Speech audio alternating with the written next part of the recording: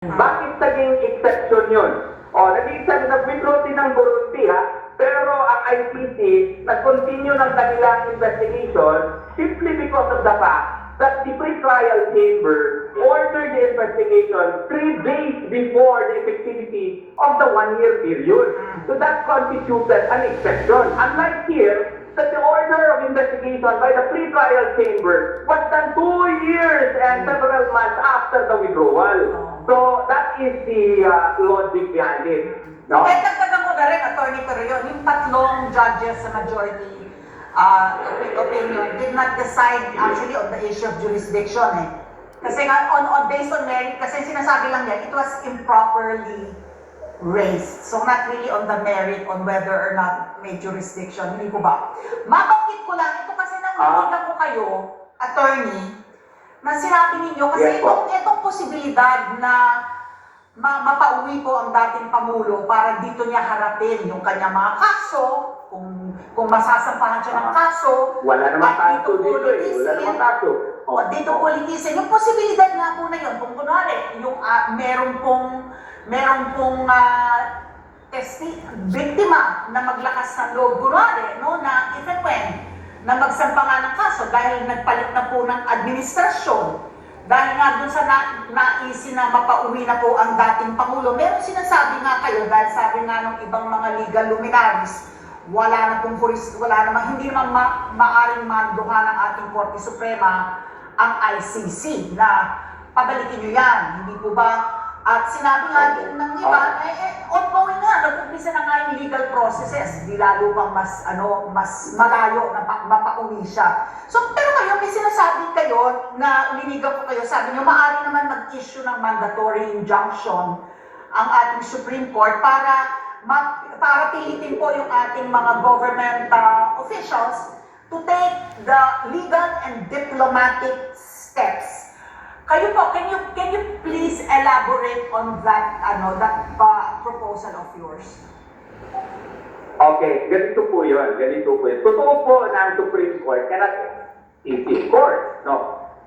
The Supreme Court can order the government officials to do any move in order to have PRRD returned to the country.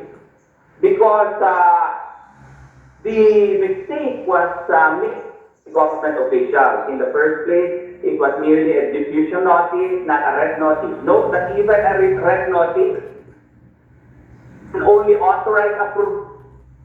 Attorney Torreon, we're using po what you're saying. Choppy po yung signal ninyo, kaya po tigok yung narinig. Hello? Okay, sige, let's try again po, attorney. Okay, it is true that the Supreme Court cannot order the ICC to do anything because, of course, ibang bati naman yun. Hindi takot na ating Supreme Court yun. Pero kung pwede po hindi legal, it is a legal possibility and the probability even that the Supreme Court can order our responsive government officials to make any and all legal and diplomatic moves in order to make manifestations, proper motions before the ICC to cause the return of our dear former president. And why do I say that? Because if the Supreme Court can find that they indeed exercise great abuse of discretion amounting to lack or excess of jurisdiction,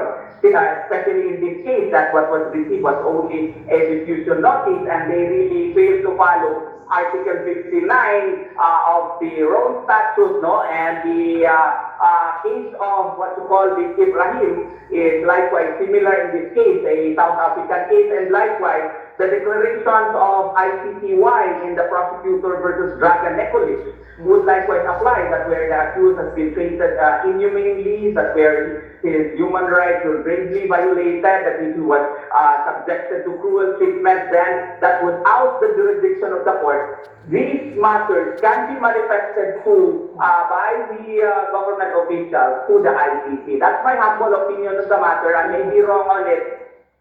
done. It can legally be done. Oo. Attorney, may sinabi po yung lead counsel po ni former President Duterte na si Nicholas Kaufman na buo na yung legal team, 5 daw, no? At isang Pilipino.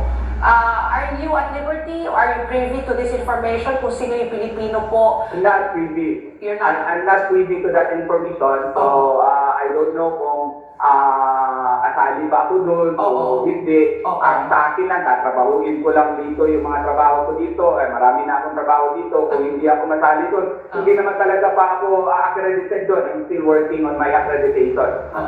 Okay. Maraming salamat po, Attorney Torion. At alam po namin, mahaba pa itong tatahakin. Kaya we will have you back on the show again, please. Please give us some time. Next time, sa susunod po. Maraming salamat po. Next time, person na, para makita ko in person din. Naku. Okay, sige po. We will be glad to have you on the set. Thank you very much, Attorney Israelito.